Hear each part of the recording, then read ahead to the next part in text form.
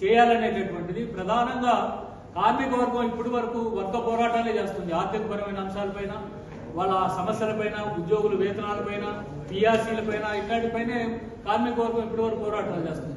ఇక కార్మిక వర్గ పోరాటాలు రాజకీయ పోరాటాలుగా మార్చాల్సినటువంటి తరుణం ఆసన్నమైంది.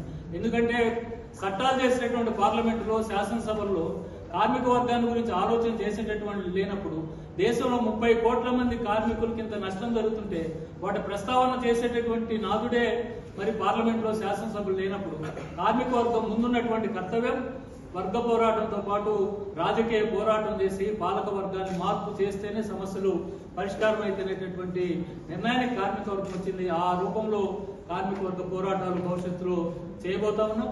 అందువల్ల ఈ మహాసభలు మా ఏప్రిల్లో మా రాష్ట్ర మహాసభలు అయిపోతే ఆఖరిగా భారతదేశంలో ఉన్న 29 రాష్ట్రాల మహాసభలన్నింటినీ కూడా పూర్తి చేసుకొని నవంబర్ 22, 23, 24, 25 తేదీల్లో కర్ణాటక రాష్ట్రం బెంగళూరులో మా జాతీయ మహాసభలు కూడా నిర్ణయించారు.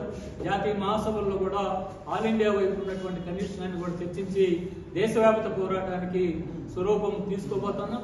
అందువల్ల ఈ మహాసభలు జరపడానికి మీరందరూ కూడా సహకరించాలని, కార్మిక వర్గం పెద్ద ఎత్తున పాల్గొనాలని సందర్భంగా విజ్ఞప్తి చేస్తాం.